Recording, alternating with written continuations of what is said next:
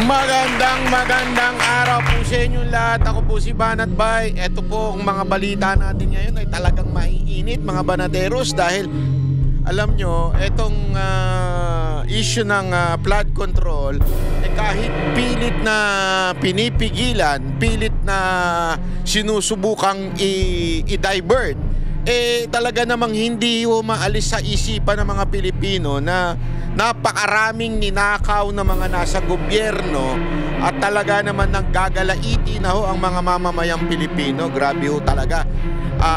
Ako nakakakita tayo ng ng mga maraming diversion na ginagawa, pero gayunpaman hindi ho nila maloloko mga Pilipino kahit anong gawin kasi ho ito ho'y judgment na mismo galing ho sa ating Panginoon. Kita nyo naman yung bahana yan.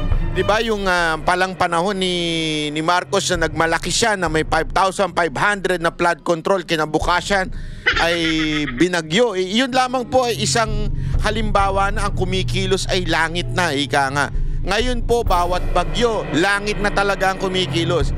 Bawat lindol, walang ginagawa ang lecheng gobyerno na ito. Makikita ninyo, sabi nga nila, noong panahon ng walang sakuna, walang disaster, walang bagyo, walang lindol, panay ang pamimigay ng ayuda ng mga hindot, ng mga crocodile, ng mga congressman natin. Lalong-lalo na yan si Tambaloslos. Pero ngayon mga kababayan, may mga disaster, kaliwat ka ng bagyo, kaliwat ka ng earthquake, walang pinamimigay, binebenta pa. Ginawa pang negosyo ng mga animal ko, mga disaster na nangyayari sa atin, di ba? Gago! Na ngayon dapat nila pinamimigay yung lintik na ayuda na yan di ba? Isus Ginoo. Ngayon pa wala. Ngayon pa nyo bebentahan, mga kupal talaga kayo. Yun ang masasabi ko sa inyo. At ngayon, ang kakapal pa ng mga animal na to, kumakangiti. Kasi ngayong araw na ito, etong si Speaker Romualdez ay humarap sa ICI. Akala mo naman, yung mga media, tuwan-tuwa. Tuwan-tuwa ba kayo dahil bayad kayo? O tuwan-tuwa kayo dahil pag maganda ibabalita ninyo, may bonus na naman kayo kay Martin? Ako nagtatanong lang Tuwan-tuwa pa kayong mga ulul kayo. Akala mo naman may magagawa yung ICI na yan. Alam nyo ba yung lintik na ICI na yan? Wala namang kapangyarihan magpakulong yan. Alam nyo ba? Alam nyo ba na wala naman silang kakayanang gawin yan? Alam nyo ba na hindi nila man pwedeng ikulong si Romualdez? Alam nyo ba wala silang pwedeng ipakulong na congressman tsaka senador? Kaya isang katarantaduhan po yung ICI na yan. Ang pwede na nga lang sanang mangyari ay yung maging lantad sa publiko yung mga korupsyon na ginawa nito mga hindot na to. Kaya lang, itinago nyo pa. Ay, naku talaga. Gago! Kayo na lang naglolokohan pa kayo, itigil nyo na yan. Sayang lang ang tubig, sayang lang ang kuryente sa ginagawa nyong yan. Sayang lang yung mga tauhan. Sayang lang isa bagay, may pamerienda sigurado sa mga media. Alam mo naman ng mga media, mga mga nauulol yan sa pera totoo. Syempre, sa dami ng gastos ng mga hindot na yan. Hindi kasi alam mo, yan ang pinagkaiba ng vlogger sa media. Bakit? Sabihin nila yung media daw, aral, hindi yung totoo yan. Media lang yan. Yung mga media na yan, matindi kasi ang overhead expenses niyan may opisina pinatatakbo yan, may mga sinasahurang walang kwentang mga empleyado yan. Yung mga yan, alam naman po natin, ang taas ng kanilang gastusin. Kaya kailangan nilang bawiin yan Binabawi nila yan through one, humuhut yung mga yan sa mga politiko. Pangalawa, through ads sa kanilang telebisyon na kung saan sinesensationalize nila. Kaya nga madalas pa rin din nyo napapansin na nahimik na si Pangulong Duterte, nakakulong na doon. Ang lagi pa rin nilang lintik na topic is si Duterte. Kasi pag si Duterte, mataas ang ratings. Pagka si Marcos, walang nanunood. Kaya ganyan kailangan nila ng ratings for their ad. Alam mo nga, kaya nga malaki kasi yung gastusin nila At least ang mga vlogger walang gastos, mikropono lang, tapos sa computer, ganun lang. Yun lang ang kanilang gastos, di ba? Kaya sa tingin ko, mas totoo at lehitimo. At sa social media, at tulad ko, pag may nakita kay mali, pwede niyong punahin, di ba? Pwede niyong sabihin, Banat Bay, tarantado kang animal ka. Wala kang kwenta, malito sinabi mo, ganyan-ganyan. At ako mismo makakabasa nun. Ako mismo makakakita nun. Hindi katulad ng mga broadcaster, mga news. Di ba? Hindi naman natin pwedeng sisihin yung mga news anchor o yung mga news reporter kasi ang gumagawa naman ng news niyan sa loob din Sila'y taga-balita lang tapos chachap-chapin naman sa newsroom. Ang kumikita naman dyan, yung station manager. Di ba? Gago! Sa tingin ninyo, hindi wag nyo sisisihin yung mga reporter, wag nyo aawayin niya, mga tauhan lang yan. Ang talagang bayaran dyan yung mga nasa loob ng newsroom. Binabati ko yung mga nasa newsroom, Limpak-limpak na kasi marami akong kilala dyan, mga executive, naka-sports car na Ano lang yan, nasa news lang yan, wala naman silang kinikitang iba. Magkano lang ang sahod niya, mababa pa sa 50. Pero naka-sports car. Kasi nga, may ganun. Hindi, kaya nga yung iba, pansinin ninyo yung iba mga media, nagbablog na rin kasi mas malaki naman talaga ang kita kasi diretso. Bakit mas malaki? Kasi nga diretso.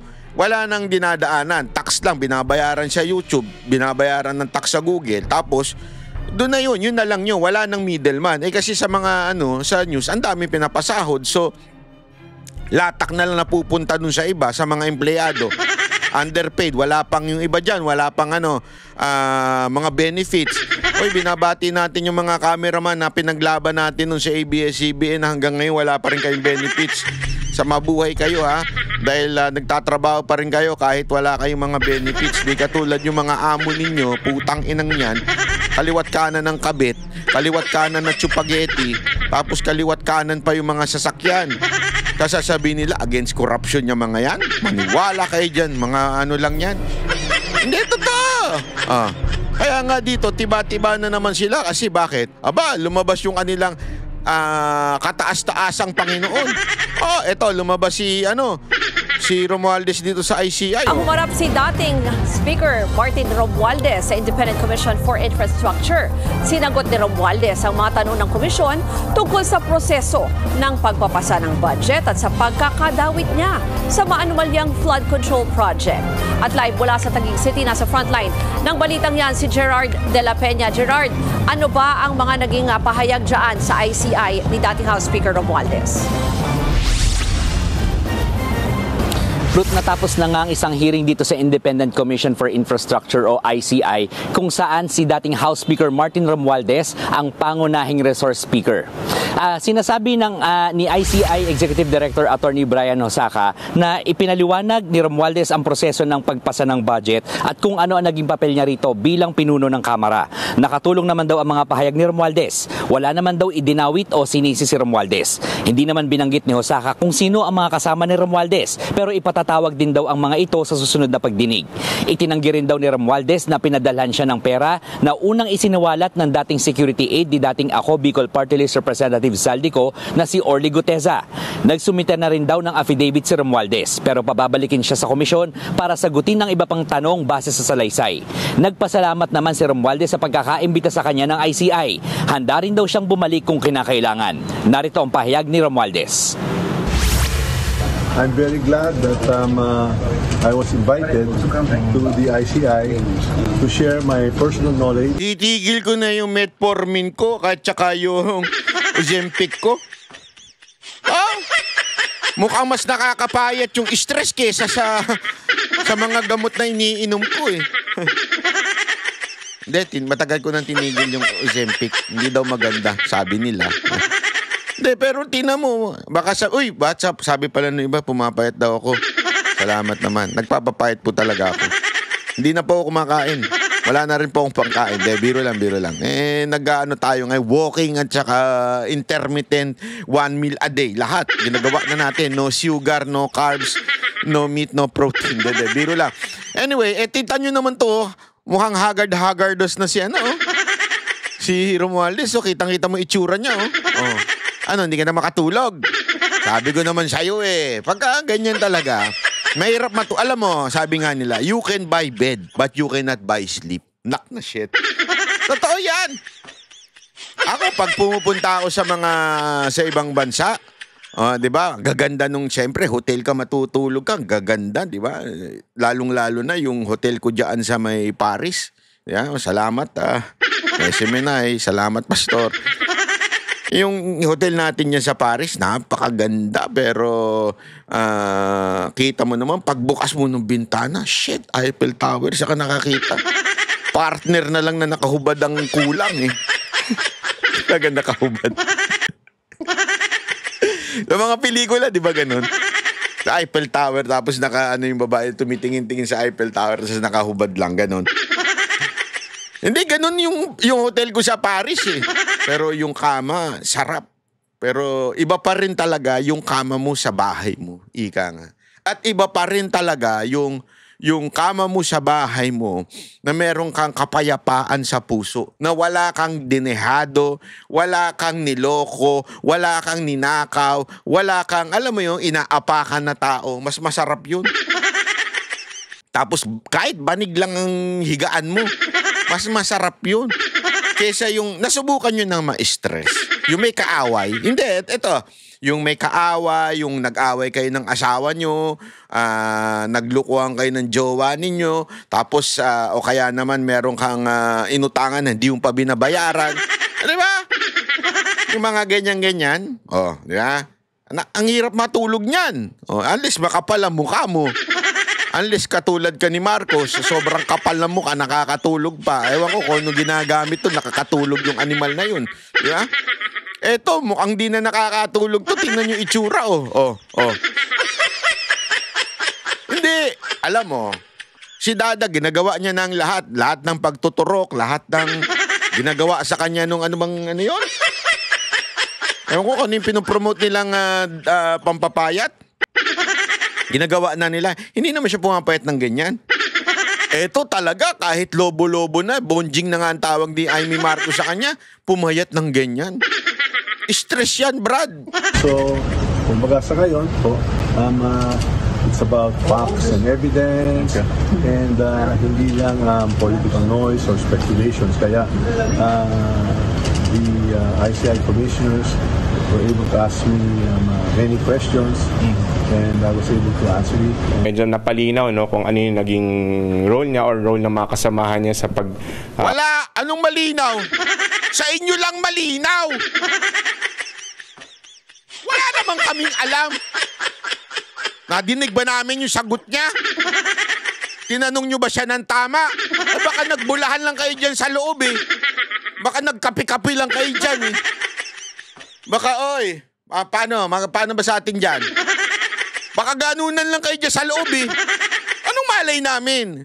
Ibukas nyo kasi yung pagdinig nyo dyan. Ginawa nyo kaming gago eh. Di ba? Nagago na nga kami ng gobyernong to, tinatago nyo pa. Ilabas nyo.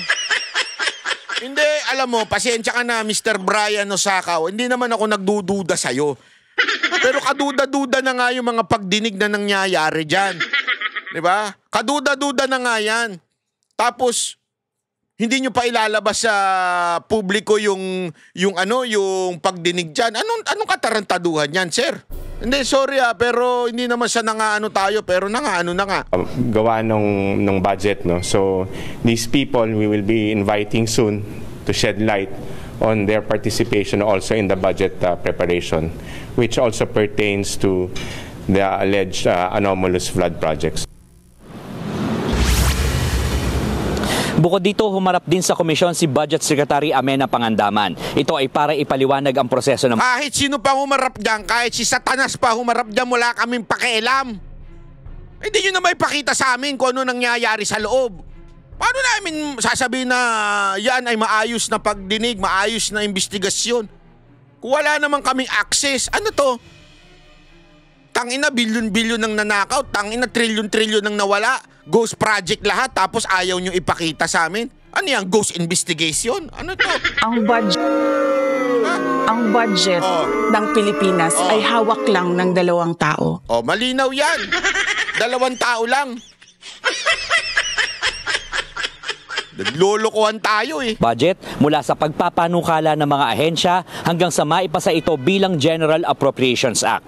Nagbigay rin daw ng ilang suhestyon ang komisyon para mas mapaayos ito ng DBM. Ruth, no show naman ngayon itong si dating ako Bicol Party List Representative Zaldico dito sa pagdinig. Oh, tangina no, show na naman tapos wala hanggang ngayon di pa kinakancel yung passport.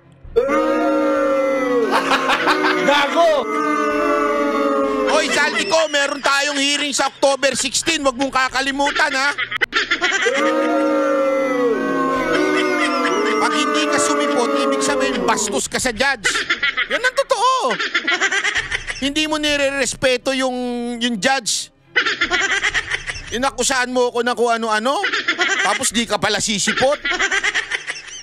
Mahiya ka naman sa balat mo. Hindi, kasi dapat nag-akusa ka eh. Di ba? So, ikaw bilang sa depensa, meron kang karapatan na i-cross-examine through your lawyer yung mga nag-aakusa sa'yo. That's the due process. Yung inakusahan, pwede yun, trial by absentia, may tinatawag tayong ganun, okay lang yun. Okay? Pero yung nag-akusa, kailangan talagang sumipot. Kasi nga po, kailangan siyang tanungin, i-cross-examine dun sa mga akusasyon niya. Ang lakas ng loob mo mag-akusa, di ka naman pala aatin. Gago!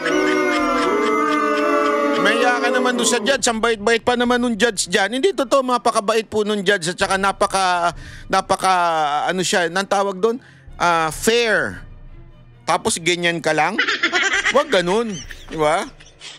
Kung si Romualdez ang tatanungin, dapat daw lahat ng naiimbitahan ng ICI ay nararapat lamang na humarap sa komisyon. Ang sabi naman ng ICI, pag-aaralan pa nila yung susunod nilang gagawin kung dapat nga ba silang pumunta sa korte para humingi ng warrant of arrest laban dito kay Ko. Ruth. Gerard, bukod dun sa pahayag kanina ni Speaker, no, meron pa ni dating Speaker, meron ba siyang information kayo dyan na nakuha kung meron siyang halimbawa may mga tinukoy na iba pang pangalan na posibleng dawit or iba pang mas specific na details? Kasi nga, di ba, hindi naman natin nakikita yung ongoing na hearing, no? Wala kasi tayong access dyan. Tama, Ruth, talagang mukhang walang pagbabago tungkol sa desisyon ng ICI na isa publiko yung mga hearing. Ano? Pero kanina katulad nga ng sinabi nitong si Attorney Husaka, may mga pangalan na binanggit itong si dating House Speaker Romualdez pero hindi ito binanggit sa amin. At ang moro-moro lang yan. Anong pangalan? Siya na pinakamataas dun sa kamera. May papangalanan pa siya? Tapos ang susunod na sa kanya, sa kataas-taasan si Marcos na eh. I mean yung under siya, ibig sabihin masasabi nating merong siyang koneksyon na makapangyarihan. Yun lang. Posible naman Senate President, di ba? And speaking of the Senate President, di ba? Yan nga yung idinidiin nyo si Chis Escudero, di ba? Ano nangyari? Nga. Walang kwenta. Oh. Yung pala ngayon, ito mga kababayan, gusto ko lang i-point out to sa inyo ha. Napaka-importante kasi na i-point out natin ito eh. Anong ginawa nila kay Chis Escudero? Di ba? Anong ginawa nila? Siniraan nila ng siniraan? Bakit? Kasi nga po, pinangalanan, si unang-unang nagpangalan diyan kay Romualdez, itong si Chis Escudero. So, siniraan nila ng siniraan yung para matanggal sa Senate President. Kung ano nung inimbento. Tapos, eto ngayon, tanggal din siyempre. Pag natanggal siya, tanggal din si Blue Ribbon, si Marcoleta. Damay-damay na, di ba? Ang mangyayari niyan, ano nangyari? Ngayon, may pautot pa silang, hindi, nag-resign si Lacson kasi ayaw na sa kanya ng mga senador. Gung palusot nyo yan. Tapos ngayon si Erwin Tulfo na, di ba? Ano palusot niya? Hindi na ngayon yung flood control. Iba na ang aming ihihiring. O, tingnan nyo na. So, wala nang hearing ngayon sa Senado about this flood control scandal na to. Wala nang hearing. Sinimulan nyo yan, tinanggal nyo si Escudero. Sunod-sunod na yan. No? Tinanggal nyo si Escudero, tanggal si Marcoleta. Ngayon, nag-inarte si Lacson. Ngayon, si Erwin, iba na ang pinagsasasabi. Naka-break na ng 1 buwan ngayon ng Senado. O, Tapos ang inaasahan tong ICI, wala namang kwenta. Di naman namin napapanood, di naman namin nakikita yung mga pagdinig dyan. So ang ginagawa nila mga kababayan, sinimulan nila dito kay Chis Escudero. Tapos hanggang sa mawala na yan unti-unti. Dinadivert nila para talagang wala na, tahimik na uli. Oh, wala na tayo napapanood in public, walang nangyayari. Hanggang iniisip nila magsasawa na lang ang tao na magalit. Hindi yan mangyayari. Sisiguraduhin ko sa inyo bilang isang political blogger, I'll make sure na yung mga katarantaduhan ninyo ay ma-expose. Hindi ako papayag na mawawala lang ng parang ghost project yung pera ng taong bayan. Kasi parang ganyan gusto nila mangyari. Ghost project na nga, ghost investigation pa. Tuloy, yung pera natin, na-ghost na. Puro ghost. Hindi, di ba ganyan na nangyari? Puro ghost kayo, ghost ng ghost, lahat ghost. Wala na. Lilipad na lang yung trilyon na nawala noong 2025 na budget. Pati yung dapat managot, wala na. Rin ng ICI tungkol dito ay hindi naman daw sinisisi o talaga idinadawit ang mga ito. To be specific, ang sinabi ni Atty. Osaka tungkol dito sa mga ito. Wag naman kayo masyadong defensive. Gago! Ay mga kasama doon sa proseso ng pagbabudget. So, hindi malinaw kung ang mga ito ba isangkot talaga doon sa insertions o doon sa mga paglalagay ng mga ghost flood control projects. Yan yung malalaman natin sa mga susunod pang hearing. Ruth. Yan pong Express Report ni Gerard. Ewan ko lang mga kababayan kung hindi kayo mabibuisit sa mga ganitong balita. Nakakabuisit, no? Hindi, alam mo, ito makinig kayo mabuti. Kaya na lang, ang kakapal na mukha ng mga bataan ni Marcos. Yan ang totoo. Ang kakapal na mukha kasi alam nila they can get away with these things. Itong mga korupsyon na nangyayari. Kasi, tangina, ito na nga, lantaran na nga. Yung pagnanakaw, nakakawala pa. Diba? They can do something about this. Diba? Ang dami na sinasabi, hindi namin pwedeng paulihan kasi wala pang kaso, bla bla bla bla bla. Gago, kansilehin nyo lang yung passport, tapos na usapan. Pauuwiin na yan. Hindi, cancel. Sa social media, kitang-kita nyo na yung travel ni Zaldico. Diba? Tapos, ayaw nyo pang kansilahin yung passport. Pag kinansilan nyo yung passport, hindi na makakabiyahe yan. Hindi na makakabiyahe yan.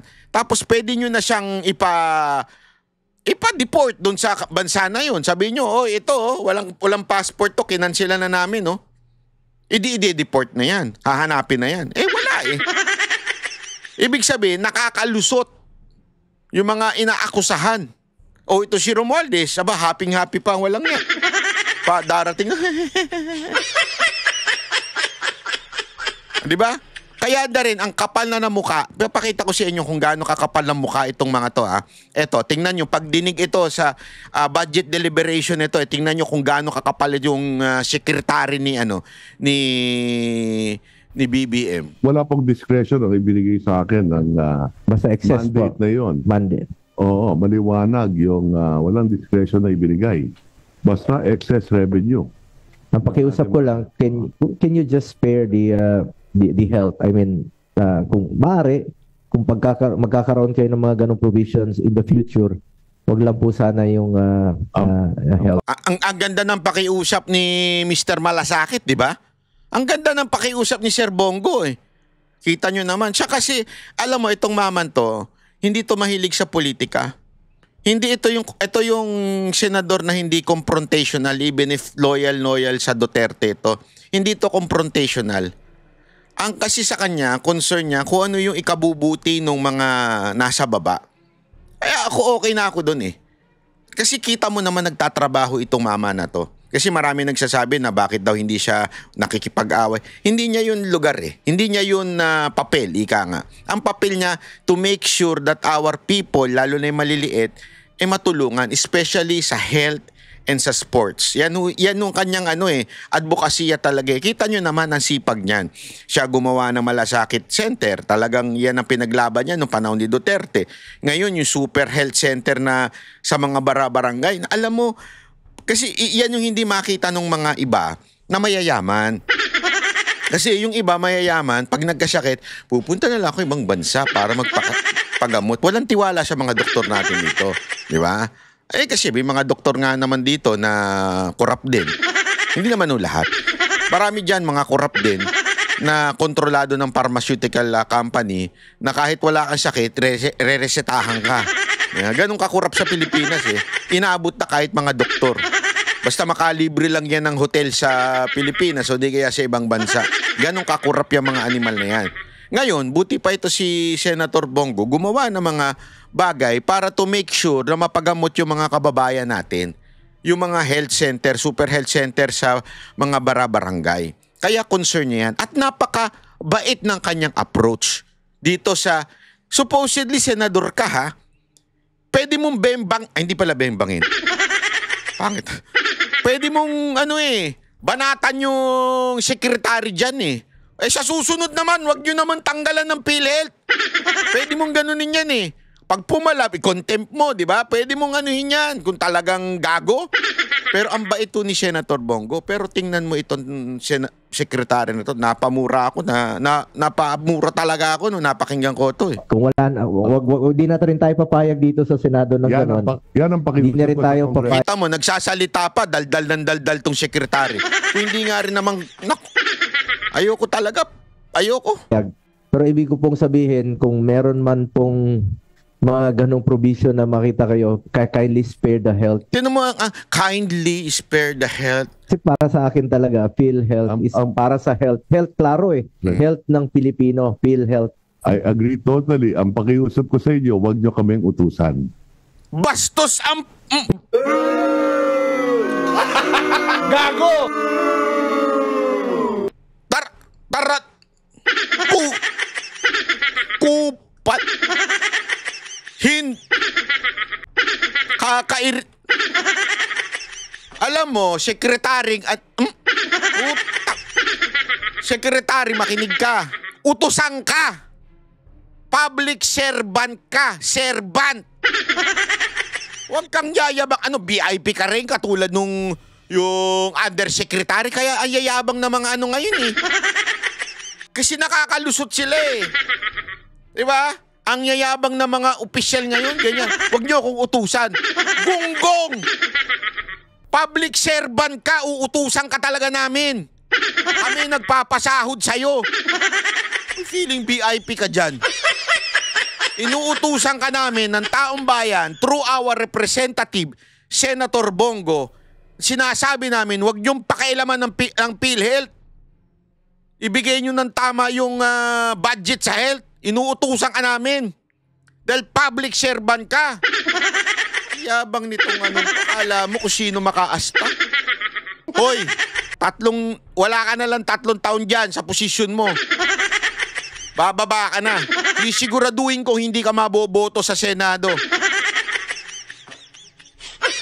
Ay, sisiguraduhin ko yan. Di na nga nanalo yung anak mo eh.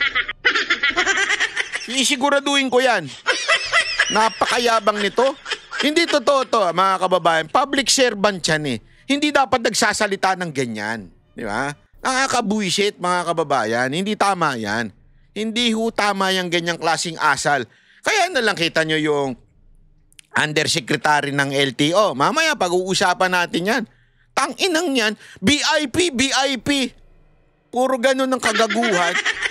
Hindi. Alam mo, nako po. Hindi tama yung ganong klaseng asal. Hindi, pakita nga natin yung BIP na yun. Lintik na yan. Kasi nakakabuisit eh. Ito, ayan. Ayan ha? Mga BIP kami. Lintik kayo. Anong BIP kayo? Alila. Ha? Public servant. Yan boss ninyo. Alam mo, ito Panoorin nyo to. Oh, ha? PR Undersecretary Ricky Alfonso na nasangkot sa insidente ng road rage. Napisto rin gumagamit ng protocol plate at blinker ang USEC kahit bawal. Nasa frontline ng balita. Tangina, USEC lang naka-blinker. May protocol plate, mali pa. yan si Gerard de la Peña. Ganyan na kagarapal ang mga opisyal natin sa Pilipinas. Garapal talaga. Sa viral video na ito, kitang nagtatalo ang driver ng F-Truck at driver ng SUV sa Katipunan Avenue sa Quezon City. Namamagitan naman sa kanila ang mga traffic enforcer. Ginitgit kami, dalawa eh. VIP kami, bilang yung kami. VIP. Ulul! Tangin ang VIP. Una sa lahat, kung sino ka mang security ka dyan, kung nagsisecure dyan sa VIP mo, wala kang karapatan. Hindi ka nga PSPG. Balita ko ha. Tinanong ko yan, kinonfirm ko sa loob ng PSPG yan. Alam mo kasi, eto ha, to be honest, ang PSPG, may ano yan, very professional na mga tao yan. Eto honestly ha, kasi marunong sila eh. Pagka medyo mayabang sa kalsada, hindi PSPG yan. Ang PSPG maganda training yan. Nababoy lang naman yan nung panahon ni Torre. Pero ngayon, nung panahon ni Torre at saka panahon ni Marvin. Oo, pero ngayon, maayos siya mga PSPG na yan. Napaka-professional yan, lalo ngayon sa pamumuno. Hindi ako nagbibiro. Matinong tao kasi po si Nartates. Kaya ako botong-boto ako dun nung naging PNP chief si Nartates. Napaka-boto ako dun. Kita mo, hindi mapapil sa media. Nakakatakot kasi yung mahilig sa media. Ito si Nartates, professional. Trabaho lang. Di ba? Kaya yung mga nakalagay ngayon na mga direktor sa PSPG at yung mga nasa baba pa, mga dire-direktor, mga profesional. Hindi ganyan umasta mga PSPG. Matitino yan, hindi nga yan. Takot nga yan sa mga sa mga maling gawain kasi nga syempre madedemanda sila. And they are the only mandated na to secure real VIP. To secure yung mga may death threat.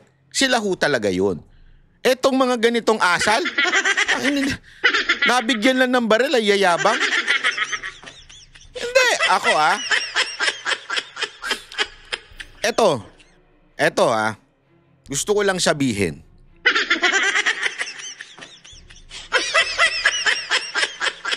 Dapat, etong mga to, ito ang tinatanggalan ng LTAP. Kasi ang yayabang eh. Hindi ho tama na magyabang ka. Never... Alam mo, you have to be a responsible gun owner. Yan ang napaka-importante. Ang baril ginagamit for protection. Not to flaunt, not to para yumabang ka, tumaas ang ego mo. Hindi yon. Ang baril, para depensa lang yan. Sa sarili mo at doon sa kasama mo. Nasa batas po yan eh. Pwede mong depensahan yung kasama mo pag may nakikita ka ng in danger. Para sa protection. Defense, ika nga. Hindi para yumabang ka, may baril na ako, kaya astig na ako, VIP to, VIP. VIP mo mukha mo. Public servant yung boss mo, VIP. Nag-ugat daw sa gitgitan ng pagtatalo. Hindi kita sa video, pero ayon sa F-Truck driver, sinaktan siya ng driver ng SUV. VIP, wag kang ganon. Hindi, VIP. Paulit-ulit na binabanggit ng SUV driver na VIP ang kanyang sakay. Hindi ito PSPG, sigurado ako. Hindi ganyan umasta ang PSPG, matino. Hindi, walang biro. Hindi ho sila, may VIP ako. Wala. Kasi pwedeng makasuhan yung mga PSPG kung magiging mayabang. Naku, hindi ho sila matitinuhong tao yung mga yan. Hindi ganyan. At saka yan protocol yan. Pagka na-enkwentro ka na sa ganyan, hindi, kaya nga meron kang mandato na proteksyonan yung VIP mo. Hindi ka makikipagtalo sa kalsada, aalis ka. Kung sinasabi ng danger yan, may danger na nangyayari, alis! Yun ang protocol, hindi makipag-away. Ba't ka makikipag-away? Kala ko ba in danger yung, kaya mo nga bini-VIP ang tao mo kasi panganib ang kanyang kabuhayan. So, bakit ka makikipagtalo sa kayong dalawa nasa labas, yung VIP mo nasa loob ng sasakyan? Diba dapat, may na-encounter ka na, hindi, halimbawa, kasi alam mo ito, pinag-aaralan din natin ito, siyempre for our safety. Pag may na-encounter ka dyan, may nang gigit-git sa'yo, hindi yung gigit-gitin mo. Halimbawa, totoo yung sinasabi niya na inaano siya nung elf truck Hindi ka yung titigil, tapos tatalakan mo yung gumigit-git sa'yo. In danger ka na nga eh. Kaya dapat kumuripas ka na, umalis ka na. Feeling VIP talaga eh. Pwede naman, sana kung nabangga, sana kung nawasak yung sasakyan. As a matter of fact, protocol nga yung pag binangga ka, hindi yung titigil ka eh. Kasi malay mo yung bumangga sa'yo nananadya, tas pagbabarilin na kayo, ambush na pala yun. Diba dapat pag binangga ka, sibat? Kasi ang priority mo, yung VIP mo. Priority mo, safety ng VIP mo. Hindi yung makipagtalo ka, pakipagtaasan ka ng ego. Animal kayo. Ay, sandali, nawala tuloy. Umarap ang ganon. Hindi! VIP! Paulit-ulit na binabanggit ng SUV driver na VIP ang kanyang sakay. Hindi kasi VIP yung dala namin Dapat matukoy kung sino itong lintik na VIP ng VIP. Natukoy na yung Yusek eh. Noong nagmamaneho, natukoy na yun si Yusek Ricky Alfonso ng DOTR. Kung nandyan lang si Secretary Vince, kung nasa DOTR pa, si Bakyan. Sigurado ko. Ngayon, wala. Mahina nila lang. Makikitang may plakang number 10 ang sasakyan. Nakalaan yan sa mga mahistrado ng Court of Appeals. Mantakin mo, judge ang ano yan. Dapat kasuhan na kaagad yan eh. Mantakin mo CA yan ha. Eto ha, mataas-taas yan. Ibig sabihin ng CA, isusunod na sa Supreme Court yan. Diba? Tapos, ginagamit yung plaka na yan. Wow, ang kapal na mukha mo. Ang kapal na mukha mo. Court of Tax Appeals, Sandigan Bayan at Solicitor General. Nakarating sa Department of Transportation ang viral video. Sa kanilang investigasyon, napag-alamang si DOTR Undersecretary Ricky Alfonso ang nagmamayari ng sasakyan. Kasunod ng insidente, ipinag-utos ni Acting Transport Secretary Giovanni Lopez ang pagbawi sa protocol license plates. Hindi lang pagbawi. Tanggalin nyo na yan. Idemanda ninyo, tanggalin nyo na yan. Anong pagbawi lang? Alam mo kaya nabibuisit sa inyo yung riding community? Sorry ha. Ako pinagtatanggol ko lang yung mga riding community. Kasi pagka riding community nag-commit ng konting mistake, kukuhanan ninyo. Ang tawag-tawag, kukunin ninyo yung mga motor nila. Tanggalan ninyo ng plaka, ang laki ng penalty. Ang kakapal ng mukha ninyo para bigyan ng matinding kaparusahan itong mga riding community. Kayo mismo, tauhan nyo mismo. Kupal.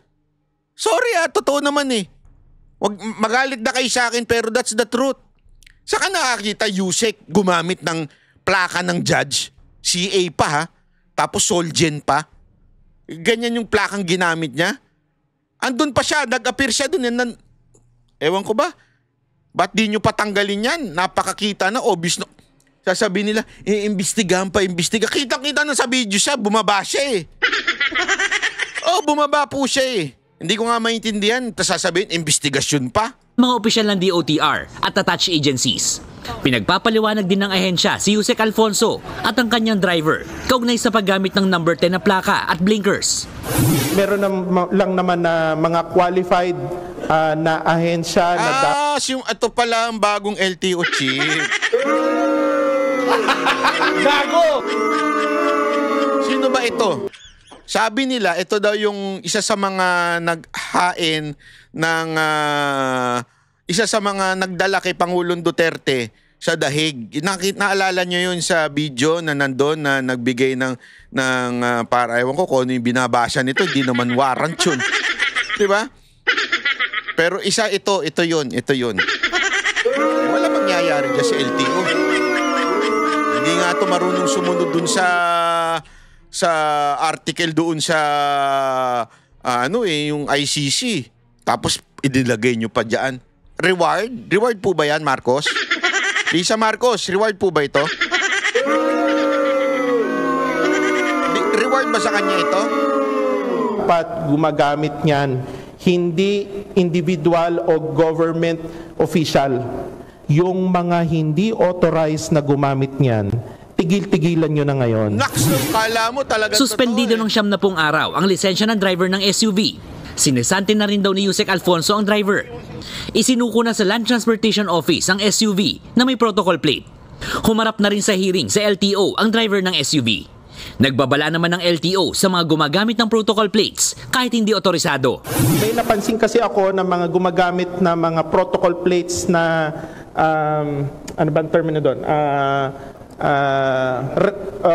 Parang replika o ano ng protocol plates. Medyo mahigpit ako dyan. Next na. Mahigpit. Mahigpit.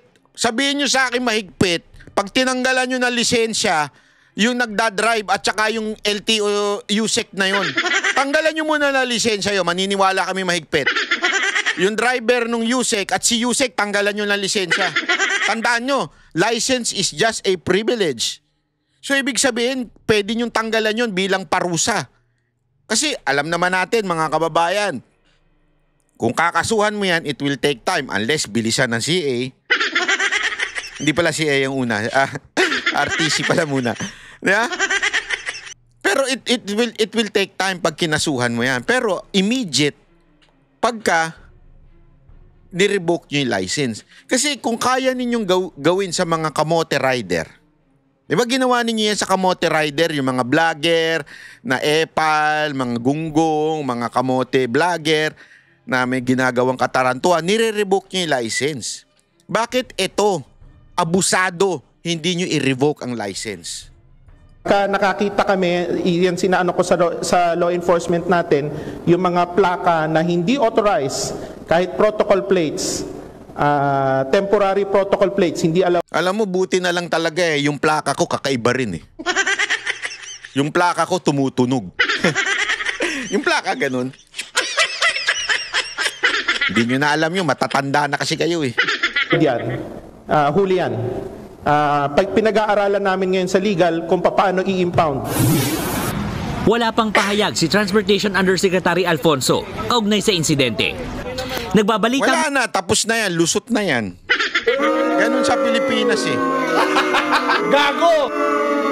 Kaya ang yayabang ng ng mga bibigyan ko pa kayo ng halimbawa. Hindi, kaya ang yayabang po ng mga politiko sa atin, yung mga public servant. Ito, USEC, feeling VIP, feeling judge. Di ba? Yung si secretary, feeling niya, presidente siya, wag niyo akong utusan. Si Raulo ka ba? Dinideliberate nga yung budget So may karapatan ang senador to oversee the budget. Wag utusan. Kita mo yabang nito mga to? Hindi ito, binibigyan ko lang kayo ng sample. Bakit nga? Kasi nga balik tayo doon sa mga akusasyon, sa mga kurap na mga politiko tulad ni... Naku, ewan ko na lang. Pinalalagpas nyo. Pinababayaan ninyo makaalis ng Pilipinas. Tapos, yung isa naman, tinatago ninyo yung mga katanungan sa kanya. Pinalulusot nyo, naturalmente, yung mga yan, magyayabang na rin yan. Kasi nga sa Pilipinas, hindi pa po ba kayo sawa na walang naman nakukulong sa Pilipinas na kurap? Wala namang natatanggal sa posisyon na mga kurap? Hindi ba kayo nagsasawa? Nakakasawa na Kasi tayo isa sa pinakakurap na bansa sa buong mundo. Tapos ni isa wala man lang na napakulong. Wala man lang na... ano to, gaguhan? Tapos ito pa matindi Ito pa matindi. Nung pinanood ko to sabi ko, tanginang kapal talaga na mukha ng gobyernong ito. Lusot na sa Kamara ang 6.793 billion pesos na panukalang national budget para sa 2026. Pero ang ilang kongresista tutol sa aabot sa 243 billion pesos na naiwan pa ring unprogrammed appropriations. Nasa linya po ng telepono. Malinaw. 243 billion na unprogram na maaaring kuhanan ng pork barrel. Anong ibig sabihin ng unprogram? Unprogram, UN. Unprogram. Ibig sabihin po niyan, wala pa hong allotment kung saan ilalagay yan. Kasi nga, ang ginawa nila, tinanggal nila yung quote-unquote flood control sa DPWH ngayon. Tinanggal nila yan. Kasi nga, maingay. Kasi nga, napapabalitang ginagawang ghost project. So tinanggal nila kuno. Sa kamera ito tingnan mo kakapal ng mga putang ina mga buhaya talaga eh. Sa kamera yan, tinanggal nila. Tapos, iniwan naman nila yung 243 billion unprogrammed.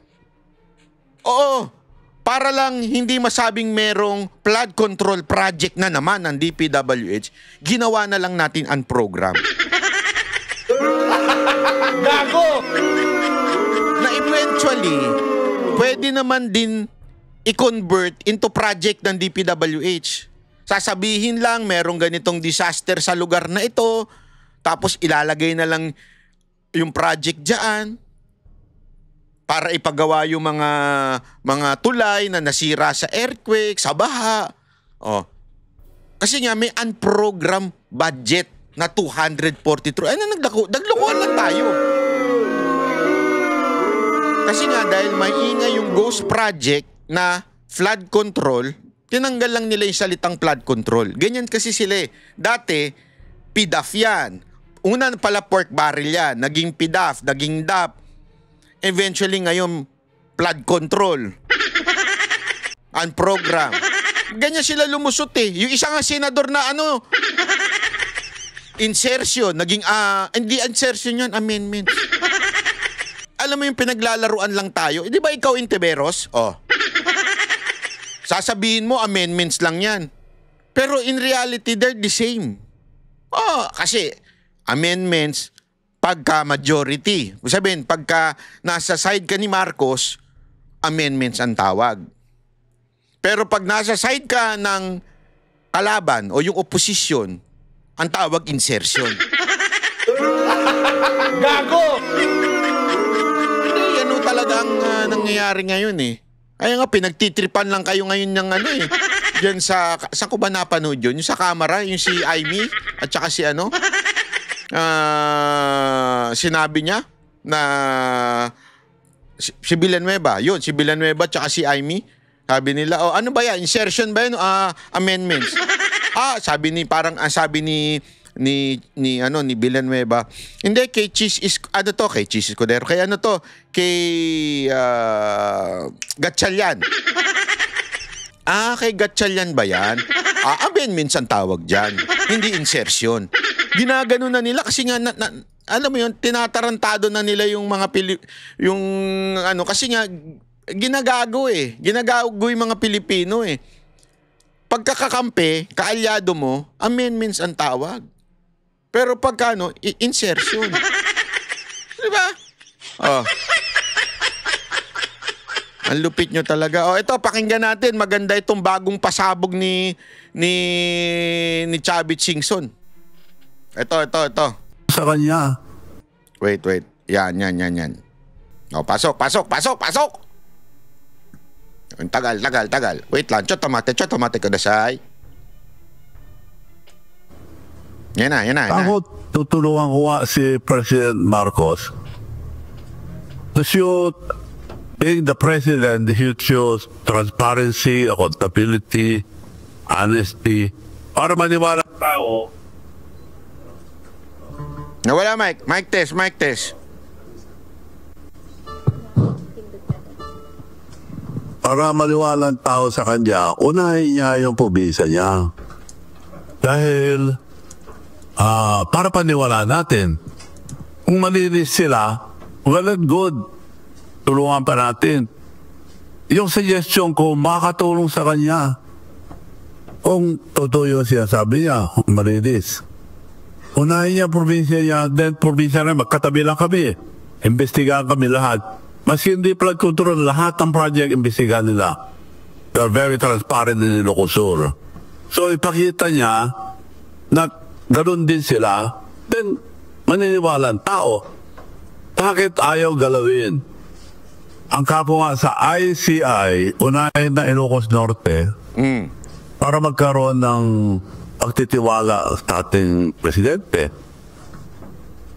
Sa Senate lang, pinagtakpan na nila. Nung dumating yung Ilocos Norte, hindi na binensyon, pinakpan. Grabe, no? Hanggang lumabas din Ilocos Norte, tapos si Lintona. Ngayon, sila nagsasabi na wala na raw investigasyon sa flood control. Doon naman tayo ngayon sa Farm to Market Road. So, ibig sabihin, ang daming dadaanan, issue na nag-divert na sa tunay na issue. Nagsabi ng ICI, ang daming ghost project. Bakit tayo pupunta sa another project? Ibig sabihin, bisigan niyo muna lahat yan hanggang matapos ang term ko. O hindi tayo umabot sa kanya, wala na, tapos ang term niya, alis na sila. Ang galing, ano? Kasi ang Pilipino, madali makalimot. Yung tama yung punto ni dyan eh. Ha? Ang galing kasi, mantakin mo na ganyan ang ginawa ni Marcos. Kunwari, na iniimbestigahan niya. Siyempre, pag investigasyon, matagal. O, tapos na siya, ando na siya, lilipad na naman niya sa ibang bansa, bye-bye na sa atin, wala na, ubos na. So, paalala ko lang sa ating kababayan, yung nangyari sa parents nila, napatalsik, napaalis, due to graft and corruption. Nakakaya nga, nasa Guinness Book of Record. Ang tatay nila ang samapalan. Akala ko lilinisin na nila nung inimbita ko na tumulong sa pagtakbo niya sa vice presidency. Ako lang nagsabi na presidente muna, pag nag-fight, at that time wala tatalo kay Inday Sara.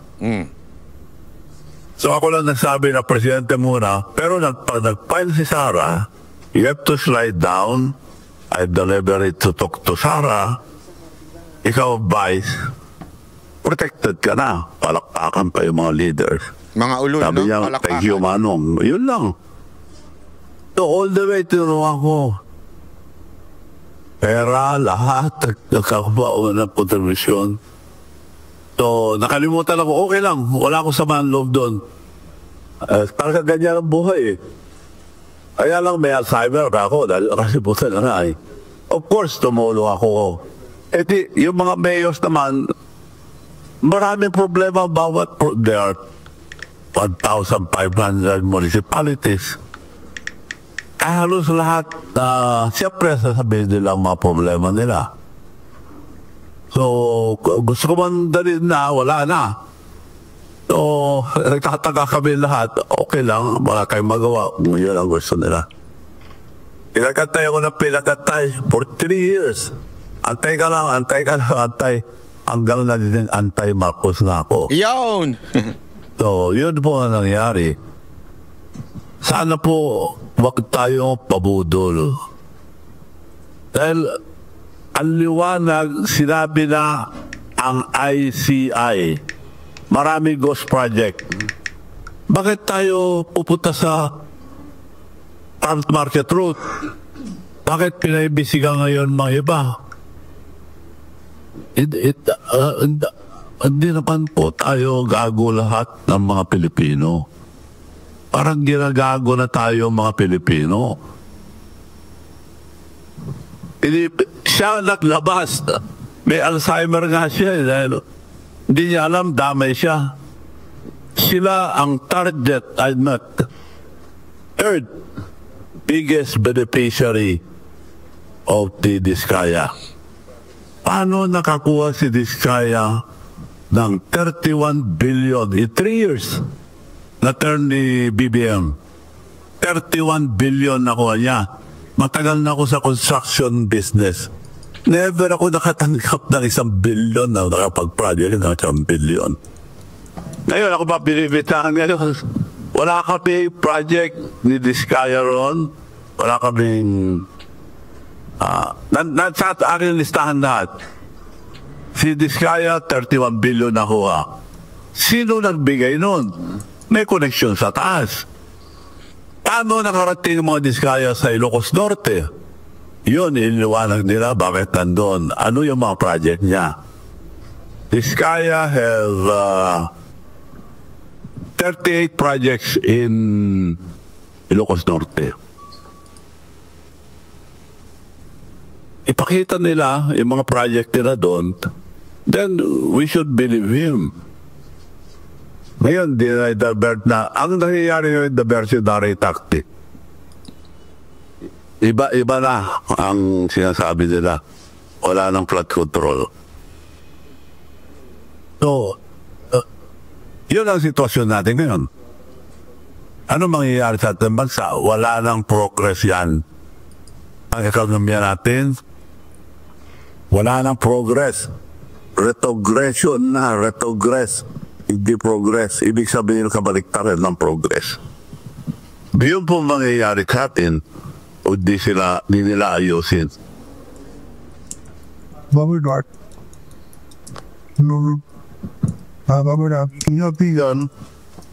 Ang Pilipino ba united? Are we united? Kasi yung September 21 na rally, no? Parang iba-ibang grupo, watak-watak. Ano palagay nyo? Wala po mangyayari sa mga rally-rally. Kasi kanya-kanyang agenda. There's from the very beginning, kung gusto natin masolve itong problemang ito, let us cross party line. Walang liberal, walang Duterte, wala pang partido. So, maski na anong gawin na iba-iba magrarally, guguluhin lang yan, mapapagod lang po kayo. Manhid po ang kalaban. Iyon. Hindi na sila nakakaramdam. Iyon. Hindi ako nasabi, pero si Maharlika, pangag daw ang presidente natin. Ay sir, wag ko kayo papaniwala sa luka-luka na yun. Luka-luka yun. Wag ko kayo masyado nagpapaniwala doon. Hindi, ako naniniwala naman ako na meron talagang kakaiba kay Marcos. Pero doon sa babae na yun, huwag kayo maniniwala, luka-luka yun. Pakiramdam. Hindi niya na alam ang gagawin. So, maski mag-protesta kayo, di magre-resign yan. Actually, yan din ang sinabi ni BP Sara Duterte. Kahit Marcos resign, wala mangyayari. Wala mangyayari. Dahil manhid. Yung sabi niya nga yung tatay nga inabot na mahigit 20 years. Di ba? Hanggang halos matigok na nga tsaka pa talaga na pag-isip na umalis na lang ng Pilipinas I mean, ganun lalo na ngayon, di ba? Sabi nga ngayong panahon ngayon, people will be lovers of themselves. More, di ba? So, ibig sabihin, they will not. Ako, medyo nabago na isip ko na Marcos resign, wag na. Wag na lang. I think, siguro, mas pwede pa nga i-push yung snap election Kasi at least, dun sa snap election, wala nang kulay. Kasi baka, ayan yung sinasabi. Kaya hindi nagkakasundo yung pink, yellow, yung mga, wag na natin kasundo yung terorista. O yung mga nasa middle at saka yung mga Duterte supporter, it's because sino makikinabang if Marcos will resign.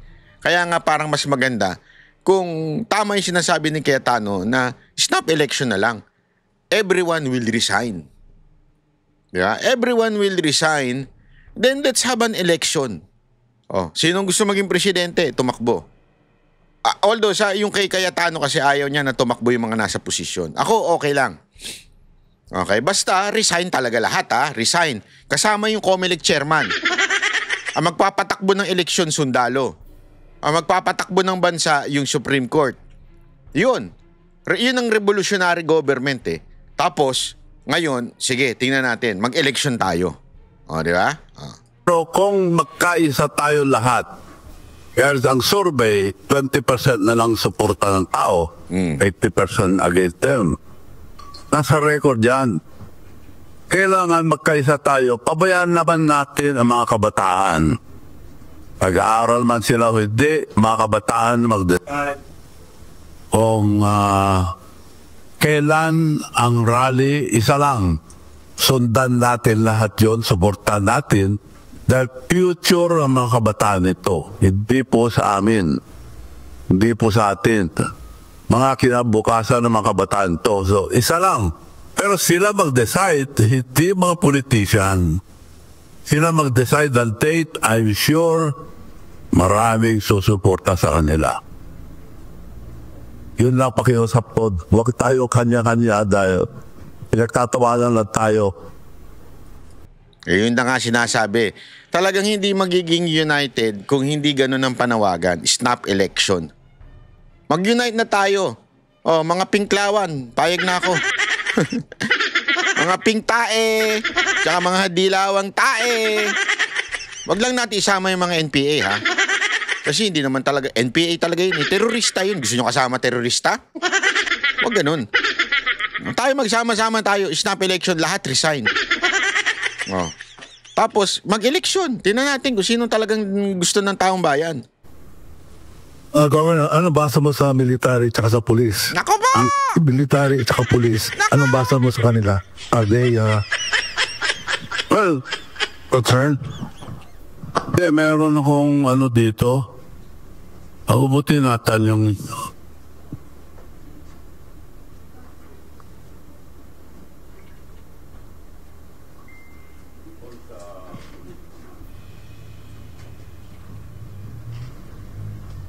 later on, I will ask you, open forum, so you can ask your questions, but make it brief, okay, and to the point. Yeah,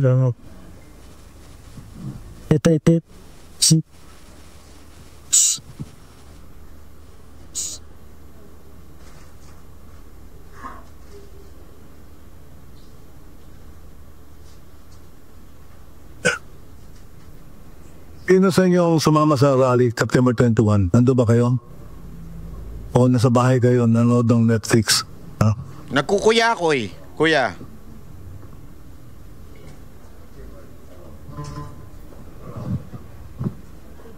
Pero yung sinasabi yun, yung September 21, magulo po yun dahil kanya-kanya. Yung mga liberal, kami lang, sabi nila. Ang ginawa ko lang, nagpakain lang eh. Kinain naman nila. So, magpunta ko sa kabila, dadalhin ko rin yun. Marami kasi kami portable kitchen, 6. 6 din ang portable hospital namin. So, pag may disaster, ayun nga, galing na sila sa Bicol, nasa Cebu sila, pauwi na. Pagod na ang mga doctors namin. So, umiikot po yun. Now, ako naman, nagpakain lang noong 21.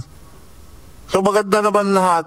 Kaya lang may nanggugulo na. Yo! Nung umuwi ako ng hapon, di ba ng crowd? Dumating na yung mga manggugulo. So, doon na lang tayo magpakain sa tabi, sa EDSA ko rin dyan, ako. So, doon ko lang pinarki yung mga ibang truck ko. Kumakain naman lahat ang pupunta, dumadaan.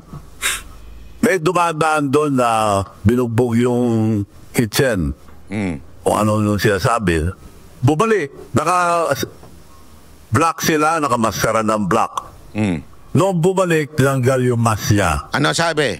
Pasensya na po, malaki ang binayad sa amin, sabi niya. Nako po. Nino, sino nagbayad? Sino nagbayad? Nakita niyo yung kwento? Siyempre, nagtulong ito si Chubby Chingson ng food truck, di ba? Yung mga alam mo, yung binibiling truck na may pagkain. Tapos, nandun daw, may mga dumaan ng kabataan na nakamaskara. Nakaganon. Alam mo na yun, di ba? Yung pinopromote nung may toyo. Nakamaskara. Di ba sabi ko sa inyo, ayaw nyo maniwala sa akin eh. Yung may toyo na yun. Bayad yun eh. Di ba? Nakamaskara. Binugbog, ginang-ganon daw yung winawasak-wasak daw yung food truck, tapos umalis. Bumalik, wala nang maskara. Ano sabi? Nung nagbayad sa inyo, sabi yung mga nagpapakain, si Martin Romualdez at saka si Facility, sabi nila. Kita nyo na. Although di ako naniwala, yun ang sinabi yung mga dumaan. So, ganon ang... Kita nyo na? Hindi, kasi alam mo, connect the dots na lang eh. Diba, sinabi nung nilakas tama. Binanggit niya yung mga rapper at vlogger na bayad di umano daw ni Martin Romualdez. Di ba? Binanggit ni Lakas Tama, hindi po ako nagsabi nung si Lakas Tama.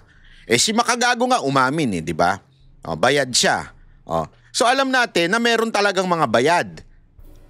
Tapos nalaman natin, from Makagago, alam natin may bayad. From Lakas Tama, alam natin yung nagbayad ay si Martin Romualdez, sabi ni Lakas Tama. Tapos binanggit yung pangalan ni Boss Toyo. Si Boss Toyo naman, nag-promote ng rally. So kung i-connect mo yun, posible ba na totoo yung sinasabi ngayon ni Chavit Singson na binayaran daw di umano, allegedly, ni Martin Romualdez at ni Lisa Marcos yung mga nanggulo doon? Posible kaya? Through that connection? Kayo na ho mag-conclude. Hindi na po ako. Kayo na mag-conclude. Ang nangyari noong 21.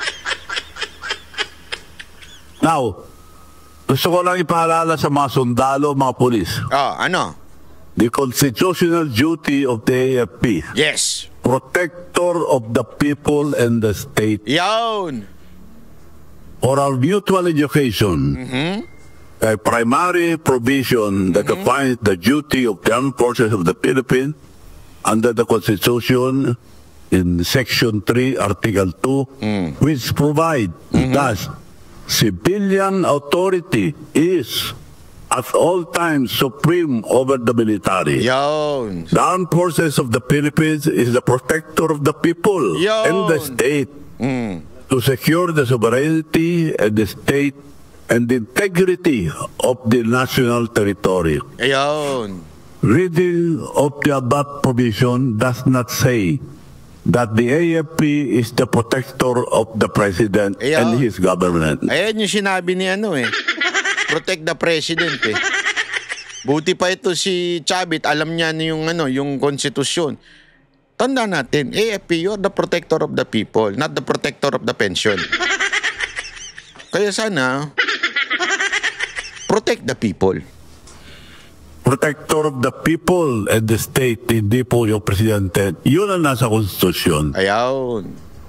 Kasi sinasabi nila, nasa konstitusyon, protect the president. Hindi po. Should protect the people. Yun po ang question mo. Okay, so Governor, you're suggesting the following. Dapat mag-unite ang mga tao sa rally, no? So isang rally lang at itabi ang mga agenda. Okay, pangalawa, palagyan mo ang military police susuportahan kung maraming tao ang magra-rally at kabataan ang mag-lead ng rally. Ang palagay ko kung kabataan na mag-umpisa, marami pong susuporta. Pati mga military, pati mga pulis. Dan may mga anak din sila. Kinabukasan po ng anak natin lahat. Pati anak ng mga sundalo, anak ng mga pulis. Kinabukasan nila ito. Kung mangyayari ito, maubos mo tayo, ang mga opisyal natin, aalis lang. Wala madademanda. During the time na pulis, sino nakulong si Dapules? Yung mga nagnakaw, wala. Including BBM, nagkakaso rin. Ito mga record. Bongbong Marcos sued for plunder over pork barrel scam. Nako. Ang liwanag po dito, siya ang nademanda noon. Kasama pala daw siya, di umano siya na polis, tapos wala lang din. Gago! Tangina, naging presidente pa. Hayop talaga, oo. Wala nangyari. 200. The group cited Marcos special allotment orders that paneled 205 million of Marcos paid up to the Bogus Foundation Social Development Program of Farmers Foundation. Oh, grabe yung Bogus Foundation. Nako, Marcos! Kinanaka ngayon ni Chavit. Meron ka pala mga Bogus Foundation. Oh. Sana bumili ka na lang sa Dior, sa mga Bobby Brown. 'Di ba? Sa MAC.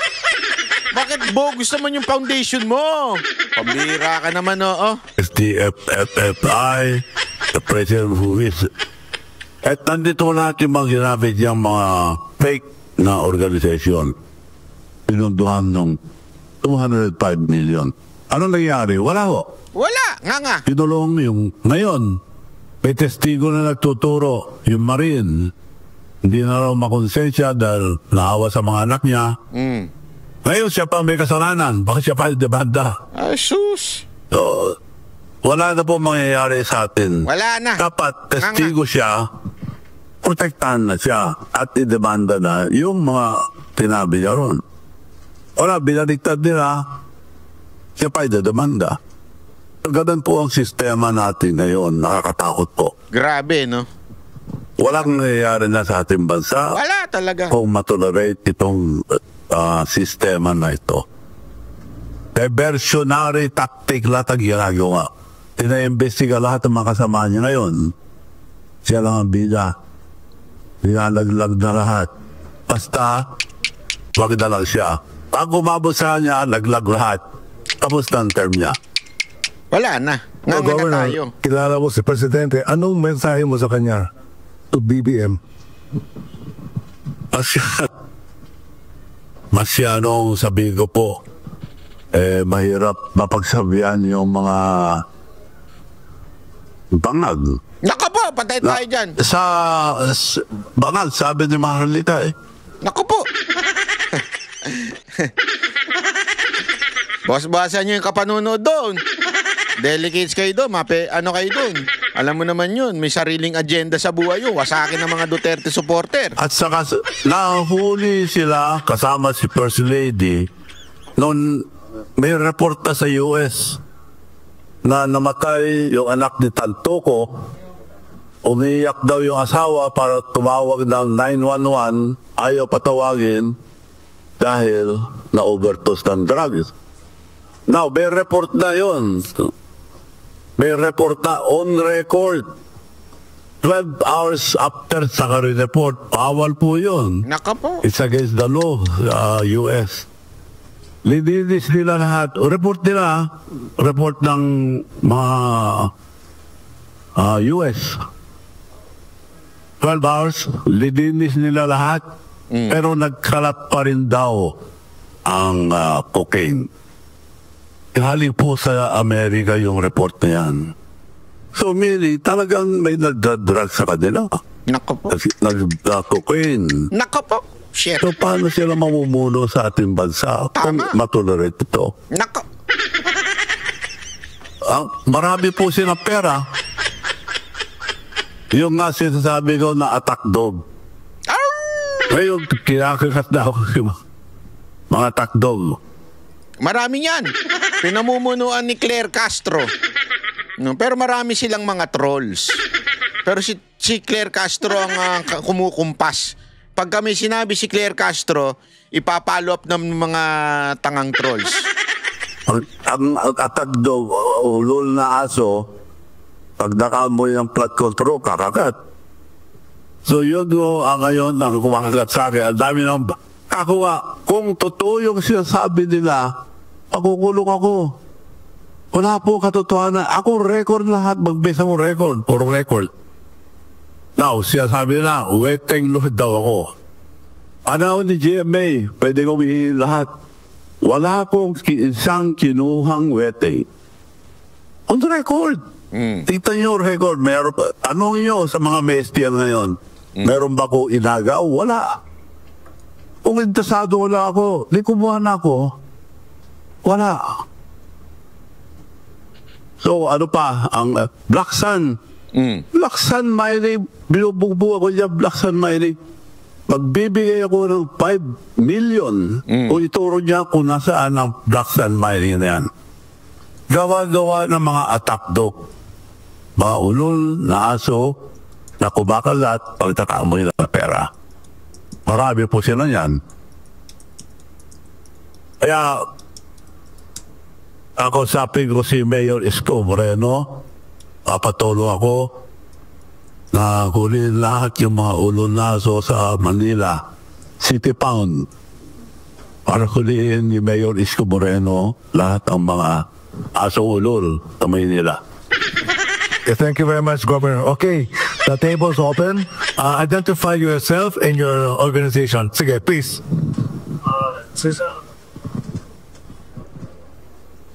Manong, good morning po. Aaron from SMNI. Manong, kahapon po, no, you have mentioned in an interview with Ms. Karen Jimeno, yung revolutionary government. Can you explain to us, for the benefit of the viewers, kung ano po yung revolutionary government at bakit kailangan ito ng Pilipinas ngayon? Revolutionary government para yung ginawa ng panahon ni President Cory. That's the only way. Dahil ang batas natin magaganda. Ang implementasyon hindi mo maganda. Kung magkaso-kaso ka lang, walang mangyayari. Yan, nagdana tayo dyan. Nakulong ba? Wala. At kung magbayad ka ng parking fee, naka-parking fee lang yung kaso. Ang daming backlog. Kung may pera ka, bigyan mo lang pera yung mas sa baba lang, hindi niya akyat. Naka-parking fee, matutulog. Namamatay na yung postigo. Grabe. Namamatay na yung nag-complain. Wala mangyayari. Kaya nakukulong yung mga maliit na tao. Alam mo kasi ganyan ang ginagawa nila. Para lang sa kaalaman ninyo lalo na yung mga may hirap nating kababayan dyan. Kaya ingat kayo kasi pag kayo kinasuhan ng droga o di kaya yung kinasuhan kayo ng sasabihin, pinatay nyo si ganito, si ganire. Ano ito non-bailable ito. Matik ka, kulong ka. Non-bailable. Tapos, ang mangyayari niyan, sabi nga ni Chavit, sa experience niya, hindi ko experience, wala pa naman ako kinasuhan dyan,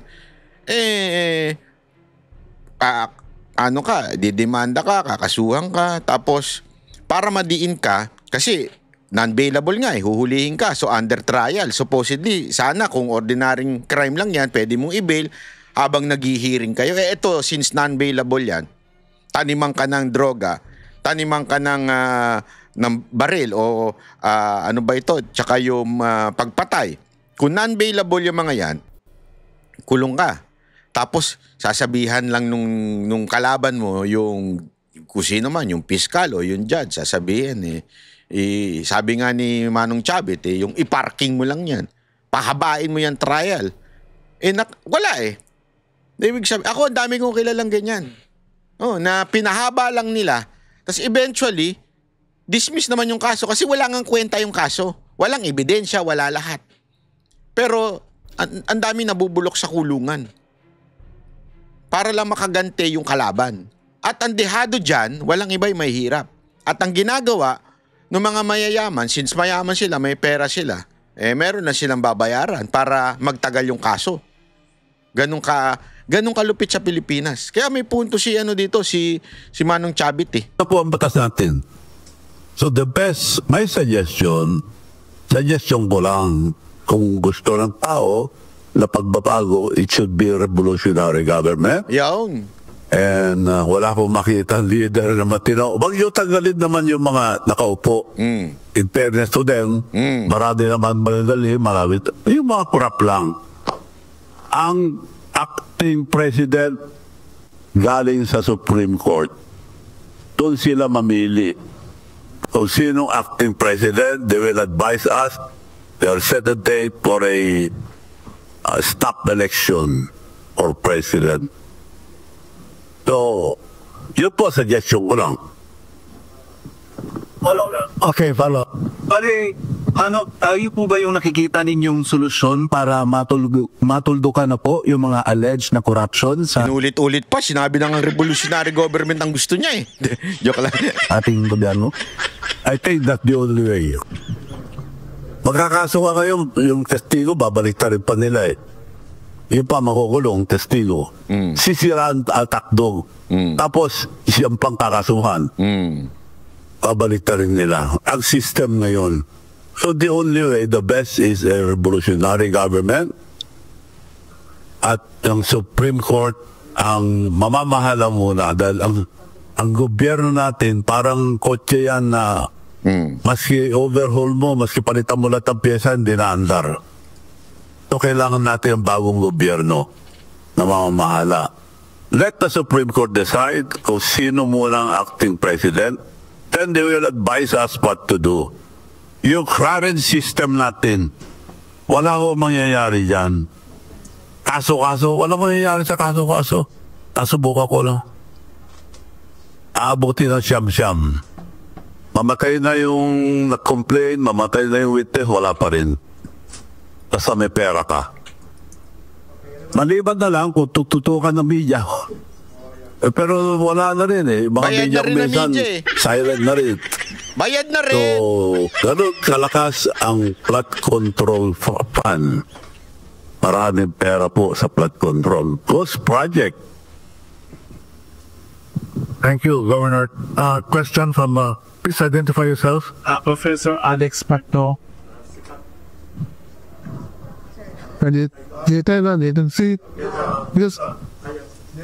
Wilson from Philippine Star. Governor, there are reports saying na may mga tao daw gusto gawing state witness si Speaker Martin Romualdez. Anong reaction ninyo sa mga reports lumalabas na yung controversial suggestion daw na gagawing state witness daw ang Speaker of the House? Niloloko na taong bayan. Siya ang main principal na karakter dito. Siya ang may kasalanan na lahat. Sa investigasyon din na, doon na lahat ang pera. Gawin mong state witness. Payag ba tayong paggago? Di naman gago lahat ng Pilipino. Pagtakong bayag po. Gagawin tayong gago. Yung state witness, yung mas lesser ang kasalanan. Hindi yung principal na. Sabi ko, may lumabas daw na si parang Mandoyan. Yun dito narinig ko na may lalabas na solve na raw, may lalabas daw na testigo. Credible from Leyte. Malaking tao. Yes. Sino malaking tao dun? Magandang umaga po, Manaw daw. Marami ko na yung best na kasama po ng eleksyon at saka yung kay Pacquiao. Ako po yung sa Vegas na kasama nila. Wow, sana all. I am representing kababayan LA. Nandito po siya ako ngayon sa Pilipinas. Sana all nakakasama ni Chavit kay Pacquiao. Talaga sinabi pa ni Sir eh. Talaga ipinagyabang pa. Meron pong mga kwento-kwento doon sa Filipino community niya na baka daw magkaroon ng martial law ulit. Possible po ba yun? O babagsak din sila kung i-declare nila martial law? Kasi daw po may intervention na naman tong mga Amerikano sa atin. So, babagsak sila. Sa Korea, ginawa na yan. Declare na martial law, wala pa isang araw, tanggal na siya. So, ganun din mangyayari kadaya nung tatay nila, nag-declare martial law, natanggal din. Uli na po. Maraming salamat. Ayaw po Pilipino pa-handle ng martial law. Any questions? For the whole day, yes. What your name? Morning, Gop. Bernard po. PMI News. Rob, you mentioned earlier na kailangan po natin ng revolutionary government. But before that, kailangan din natin ng sa majority ng militar. Sa tingin niyo po, nakukuha na ba natin ng numero ng ating suporta sa militar? Sinabi ko na kanina dito ang duty ng mga military. May mga anak din sila. Siguro may tindahan naman nila. Kinabukasan ng mga anak nito ng mga general, mga colonel, lahat ng officials ng Armed Forces of the Philippines. Kinabukasan po ang mga bataan ito. Maintindihan nila yan. Bali lang kung matatakotin mga sundalo natin sa hindi naman dapat patakot at sa paglaban nila katotohanan. Okay, questions from these kasi may mahabang ginabihin ng work. Dahil na sa survey.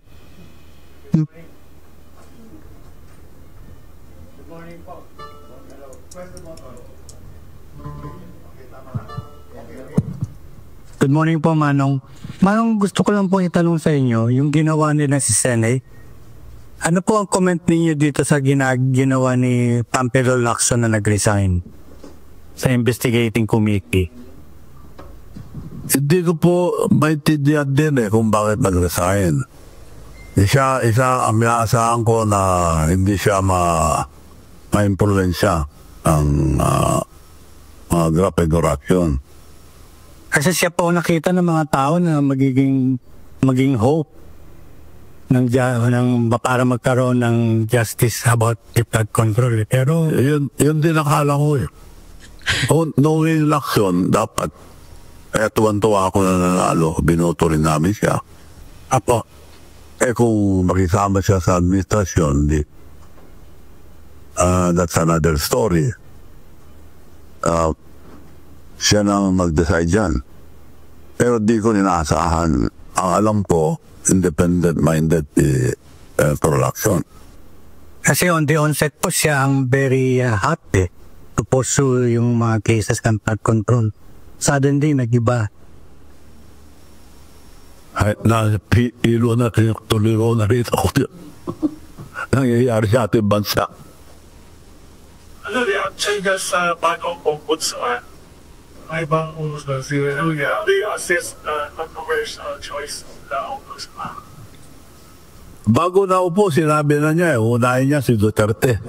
Iko, dapat unahin niya yung priority yung mga nangyayari ngayon.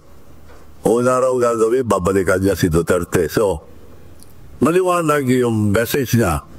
Alinagay siya yan ni BBM for his own protection. Para mag-demand naman sa kanya, walang nangyayari. Kaya, kailangan natin ang ibang gobyerno. Yung posisyon na yan, 7 years, Carbaret. Wala ba kagalaw kay BBM for 7 years? Matagal na siyang pupunta sa stage kung babalik na sa stage yan. Wala mangyayari. Governor, kilala niyo si Magalong? Mayor Magalong? Yes, Mayor Magalong. Anong baso niyo? Bakit siya nag-resign sa IC? Alam na niya walang mangyayari dyan eh. Dahil ayaw galawin ng Ilocos Norte. Yun. So, useless. Walang power. Parang ginamit lang sila dahil honest sila lahat. Lokohan, ika nga. Yun, lumabas na. May mga ghost project. At walang ginagawa ang gobyerno ngayon. Kahit inilipat sa Farmers Market Road. Ginawa nila yan. Honest na tao yung mga yan. Sila na nagsabi, maraming ghost project. So, debanda nila yung mga involved. Hindi, palitan na, hinto na rin flood control. Ayaw nilang malaman ng totoo. Punta naman tayo daw sa Farm to Market Road.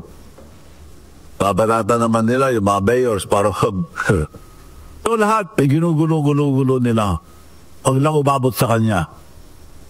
Yan ang tingin ko dyan. Governor, you transformed Ilocos Sur into a first-class province. Anong sekreto nyo? Bakit paano nyo nagawa yun? Discipline. At we support our farmers, we support our kababayan. Lahat ang gusto nila. And I accept criticism. I welcome criticism. At I requested them, please, it should be a constructive criticism. You can criticize me anytime. I like it. Tulungan niyo man ako kung anong gagawin ko. Kung hindi niyo nagustuhan o meron man ako pagkakamali because nobody's perfect.